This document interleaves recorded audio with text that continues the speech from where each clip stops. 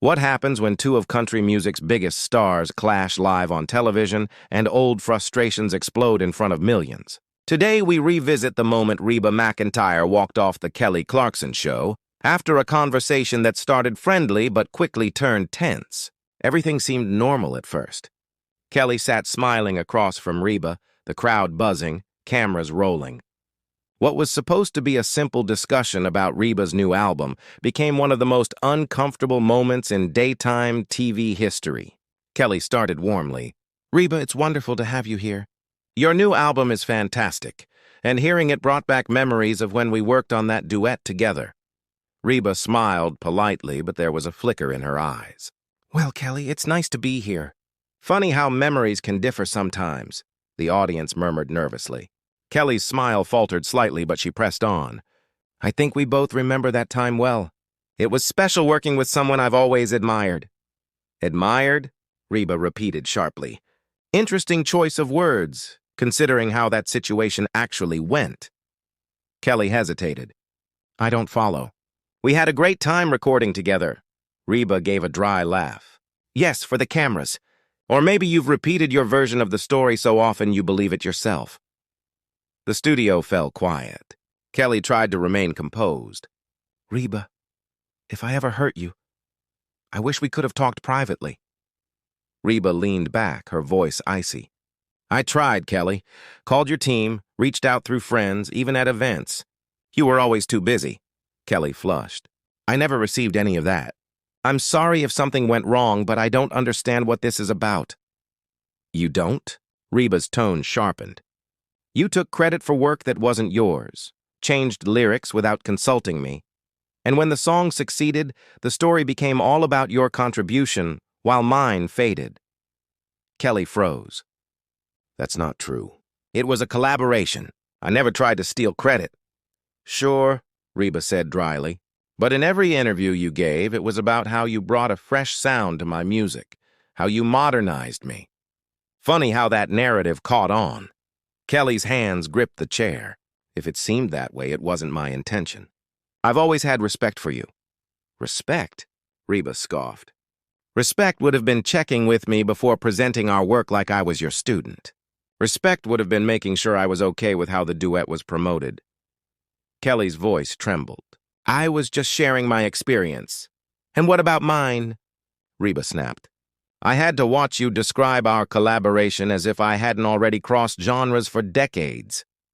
Kelly's eyes filled. "I never said that." "I would never undermine you." "You didn't need to," Reba said coldly. "Your words said it all." Kelly's expression hardened. "I'm tired of you twisting my words. I prepared for that session to honor you. I didn't think I was teaching you anything." "Then explain why your name was first in promotions," Reba demanded. "Mine was second, like I was a guest on my own song." Kelly shook her head. "That's label decisions, not mine." "Convenient," Reba muttered. "Everything that favors you is somehow not your fault." "That's not fair," Kelly said, raising her voice. "You act like I planned this." "You didn't need to plan it," Reba said coldly. "You just let it happen."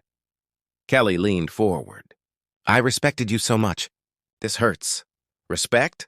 Reba repeated. "If you respected me, you wouldn't have said you reimagined my sound." "I meant it as praise," Kelly pleaded. "You inspired me." "After you talked about adding your pop twist," Reba interrupted. "That was my contribution." Kelly's voice rose. "Collaboration means we each bring our strengths." "And you made it all about you," Reba said bitterly. Kelly's tone dropped, cold and steady. "You're angry that I received attention. You can't accept it when younger artists are recognized." The audience gasped. Reba's face hardened. "I'm not upset about attention. I'm upset because you rewrote history." "You've turned this into an attack," Kelly said through tears. "You say I used you. You don't see how hurtful that is." "Cruel?" Reba asked softly. "Cruel is seeing someone I supported turn it into their story." "You think working with me was charity?" Kelly demanded. "You say I owed you gratitude?" "I gave you an opportunity," Reba said quietly, "and you turned it into your narrative." Kelly wiped her tears. "I've learned today that some people can't let go unless they control the past." The audience gasped again. Reba's face stiffened. "So that's who you think I am?"